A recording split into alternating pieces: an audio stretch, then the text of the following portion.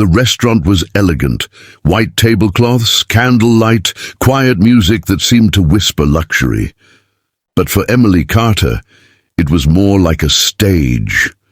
And tonight, she was the joke everyone else was waiting to laugh at. Her hands fidgeted nervously with the silver bracelet around her wrist as she looked around, trying to appear calm. The hostess had seated her near the window, too exposed, too visible. The dark blue dress she wore had taken hours to choose, and even longer to put on. She had practiced her smile in the mirror, told herself she was ready. It was her first date in 3 years, the first since the accident. Her wheelchair gleamed softly under the table, a quiet reminder of everything she'd lost and the strength it took to show up anyway. Her co-workers, especially Melissa, had pushed her to agree. "He's perfect for you," they'd insisted. "A real gentleman, successful, sweet, totally your type." They had giggled as they set up her dating profile and swore they'd arranged something special. But now, after 45 minutes of waiting, Emily's phone stayed silent. No messages, no calls, just the low hum of other people's laughter and the clinking of glasses. She checked her reflection in the glass window, trying to fix her hair, anything to keep from crying. That's when she saw them, 3 familiar faces at the bar, Melissa, Jake, and Tara. Her co-workers, whispering, laughing. Melissa held up her phone, recording. Emily's chest tightened. The air seemed to vanish around her. No, they wouldn't. But they would. The way they stared at her now, mocking, amused, confirmed everything. It wasn't a date, it was entertainment. Her trembling fingers reached for her purse. She wanted to leave before they saw her cry, before the tears slipped out. But when she tried to back up her chair, the wheel snagged against the edge of the carpet, making a loud click. Heads turned. Laughter echoed again, sharper this time. Her throat ached. She wished she could disappear. Then, a calm, masculine voice broke through the noise. "Excuse me, are you Emily Carter?" She froze, looking up. A tall man stood by her table, dark hair, grey suit, confident posture. His presence alone seemed to hush the room. Yes, she stammered, confused. He smiled, a soft, reassuring curve of the lips that didn't feel forced. "Good. I'm Ethan, your date." For a moment, everything stopped. The trio at the bar went silent. Melissa's smirk faded. A waiter froze mid-step. Emily blinked, speechless. You must be mistaken," she whispered. "I think—" Ethan gently pulled out the chair across from her and sat down. "I don't think so. You're Emily, right? I'm Ethan, and this is our dinner." He said it with such certainty, such quiet authority, that even the people watching didn't dare interrupt. Emily's heart raced. "You don't have to do this," she murmured, her voice cracking. "You don't even know me." He met her gaze. His eyes, calm, steady grey, held hers. "Maybe not yet." "But I'd like to." A long pause, then hesitantly she nodded. At first she could barely speak. She was too aware of the whispers, the eyes watching them, but Ethan didn't flinch. He talked to her like any normal person, about books, travel, food. He asked about her work as a graphic designer, and when she nervously mentioned her art, he smiled. Artists see the world differently. That's a gift. No pity, no awkward glances at the wheelchair, just conversation. Bit by bit she relaxed. Halfway through, he caught her looking toward the bar again. "Friends of yours?" he asked quietly. Her lips trembled. "Co-workers. They thought this was funny." He followed her gaze, saw Melissa hiding her phone. His jaw tightened. "They're filming you," he said softly. She looked down, ashamed. "Please, just ignore them." He didn't. He stood up, walked to the bar, and took Melissa's phone from her hand. "Hey, you can't," she protested. He handed it back calmly after deleting the video. "You're right, I can't. But I also don't tolerate cruelty." His tone was polite, but icy enough to freeze her smile. When he returned to the table, the whispers had vanished. Emily's voice shook. "Why would you do that?" He shrugged slightly, sitting back down. "Because no one deserves to be treated like that." Her throat tightened. "You don't even know me," she repeated, quieter this time. He smiled faintly. "Then let's fix that." And somehow, the rest of the evening felt like magic. They laughed about simple things, bad cooking, childhood memories, the terrible jazz music playing in the background. When the waiter brought dessert, Ethan insisted they share it. Emily couldn't remember the last time she had laughed so freely. For a brief, fragile moment, she forgot she was supposed to be the joke. When dinner ended, Ethan walked beside her as she rolled out of the restaurant. He didn't rush ahead or hover awkwardly, just matched her pace. Outside, the night was cool, a gentle breeze brushing against her cheeks. As a taxi pulled up, he helped open the door for her and hesitated. "Emily," he said softly, "if it's all right with you, I'd like to see you again." Her eyes widened. "You're serious?" He nodded. "You're someone worth knowing." Something in his voice made her believe him. She smiled faintly, her heart fluttering in disbelief. "Then, I'd like that." He held out his hand. For a second she hesitated, then placed hers in his. His grip was warm, steady, real. And as their eyes met under the dim glow of the restaurant lights, something unspoken passed between them. It wasn't pity, it wasn't charity, it was something far rarer, respect. As the taxi drove away, Emily caught one last glimpse of him in the mirror, standing tall, watching until she disappeared into the night. She had no idea that Ethan Hale wasn't just a kind stranger. He was one of the city's most powerful CEOs, a single father, and a man who'd lost someone who once taught him that real beauty wasn't in perfection, but in courage. And though she didn't know it yet, that one night, born from cruelty, would change both of their lives forever. A month had passed since that night, the night that began as humiliation and ended as something Emily never expected, hope. Since then, she'd met Ethan several times, always in public places, a park, a coffee shop, the city art gallery. He never treated her like she was fragile.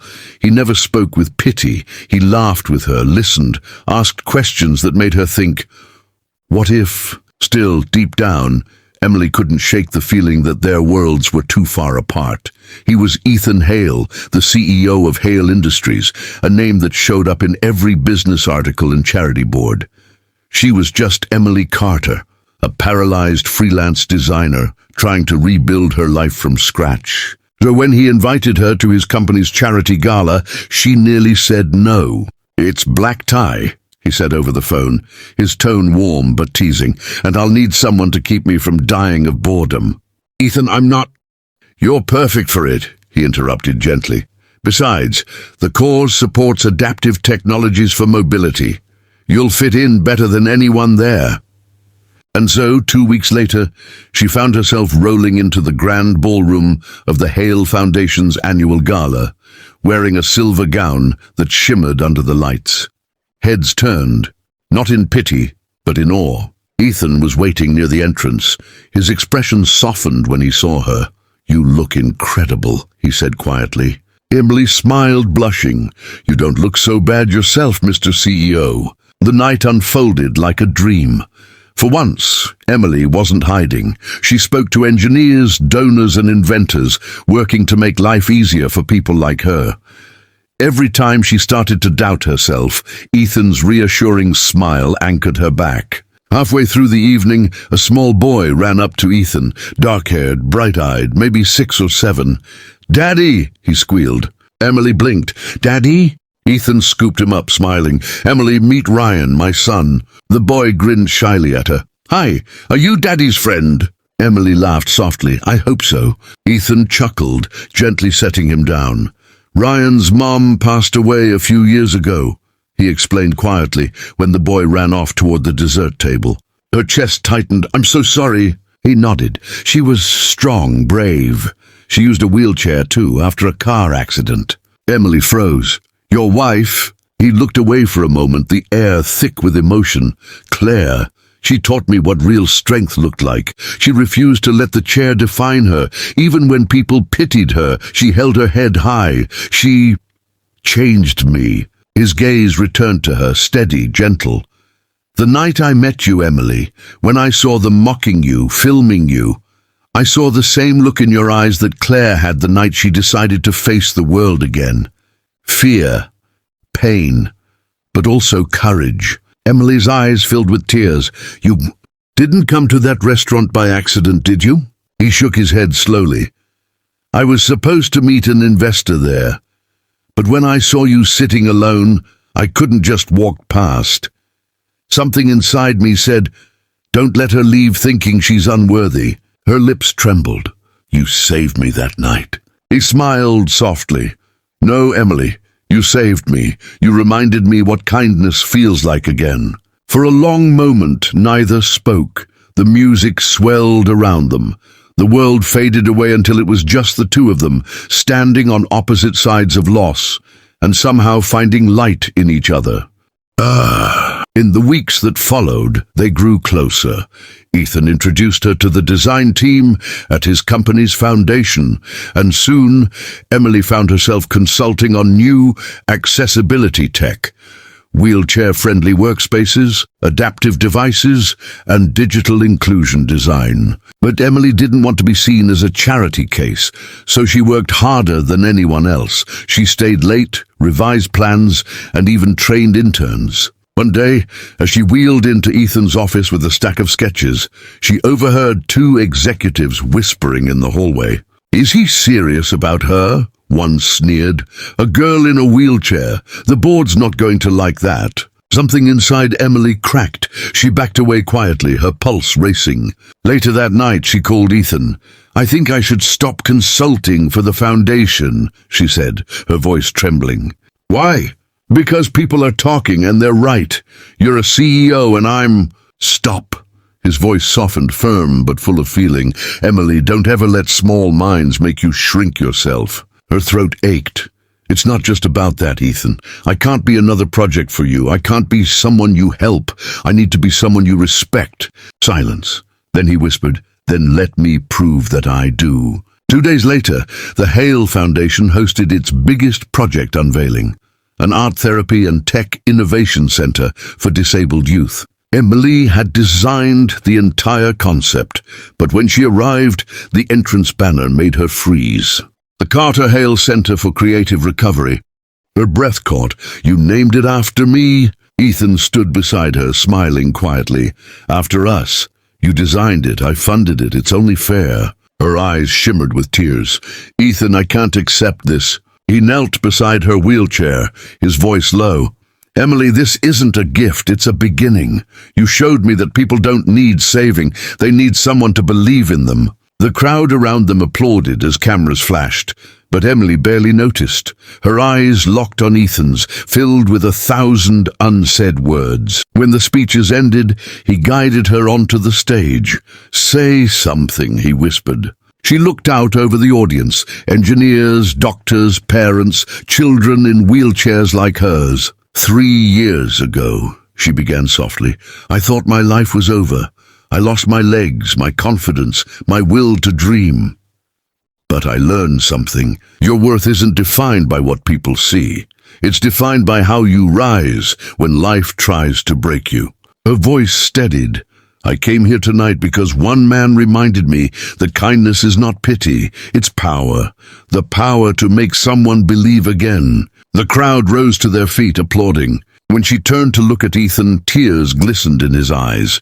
He reached out his hand. And this time, when Emily took it, it wasn't out of gratitude or comfort, it was love. Later that evening, as they stood beneath the fairy lights outside the center, Ryan tugged on Emily's sleeve.